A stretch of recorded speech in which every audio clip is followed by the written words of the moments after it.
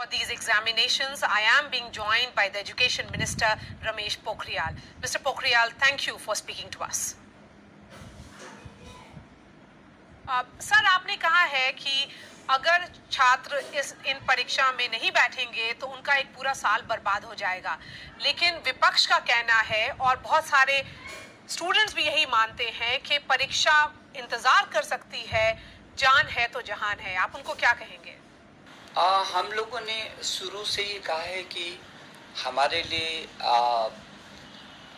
छात्र की सुरक्षा पहले है और उसके बाद शिक्षा है।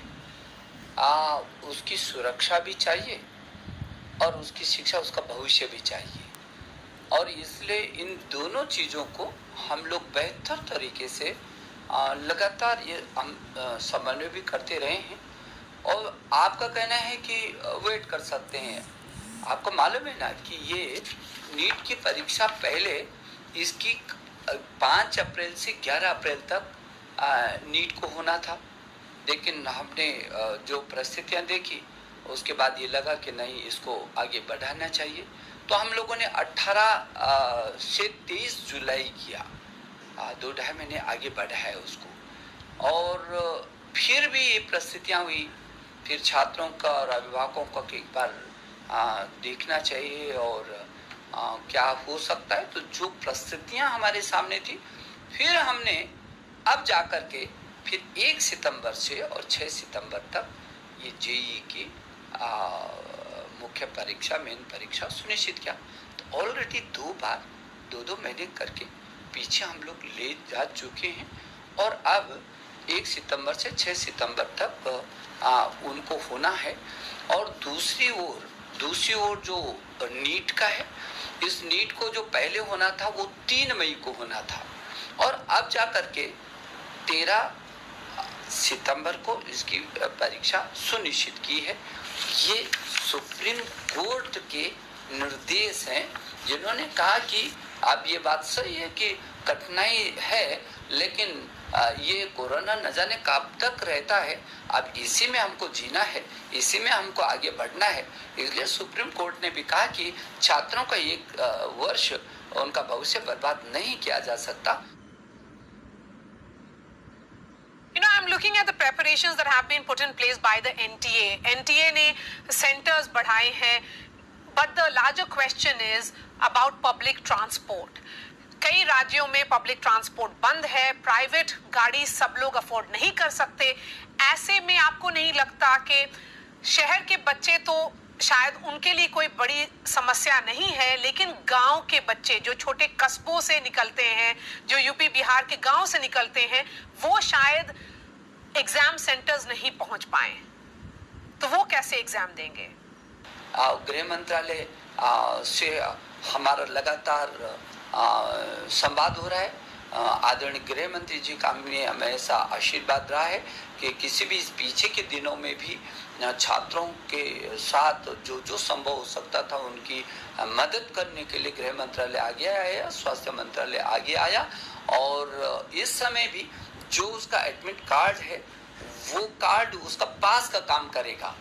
और इसके लिए सभी प्रदेशों के मुख्य सचिव, गृह सचिव, शिक्षा सचिव और स्वास्थ्य सचिव से हमारी एनटी के डीजी और हमारे शिक्षा मंत्रालय के सचिव लगातार पत्राचार कर रहे हैं, लगातार संवाद कर रहे हैं। और फिर इतनी व्यवस्था तो उस प्रदेश को भी अपने बच्चों के लिए करना है। ये केंद्र की परीक्षा नहीं है, ये तो राज्यों के बच्चों को हम चयनित कर रहे हैं। तो यदि कोई बच्चा थोड़ा सा कठिनाई में भी है तो इस वक्त पर राज्य सरकार को आगे आकर के उस बच्चे की मदद करनी चाहिए, और करती भी है। और जिनको मैंने कहा कि मुख्य सचिवगण से लगातार जो हम लोगों का संवाद हो रहा है, अब वो पहले भी वो मदद करती हैं। इस समय थोड़ा सा अतिरिक्त उनको थोड़ा सा मदद करनी होगी, थोड़ा सा सक्रिय होना होगा, थोड़ा सा मेरे उन छात्रों को उनका मनोबल बढ़ाने के लिए उनको किसी प्रकार की कोई कठिनाई नहीं हो। और जो हम लोगों ने गाइडलाइन जारी किए, विस्तृत गाइडलाइन जारी किया, ये भीड़ नहीं होनी चाहिए, और किस तरीके से वो उसकी दूरियां भी बनी रहे और बच्चा सुरक्षित तरीके से अपने परीक्षा दे और सुरक्षित तरीके से वो फिर जाए।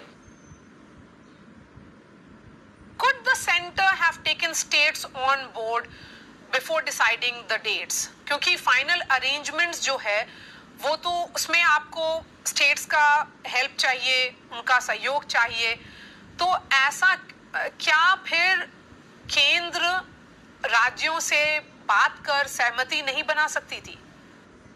नहीं, ये तो राज्यों की परीक्षाएं हैं, मान के चलिए ना, ये तो राज्यों के बच्चों के ही है।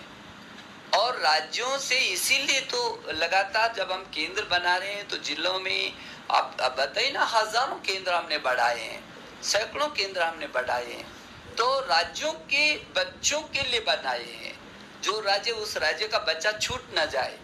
कोई भी राज्य अपने बच्चे के भविष्य के प्रति चिंतित होगा ना, स्वाभाविक ही है।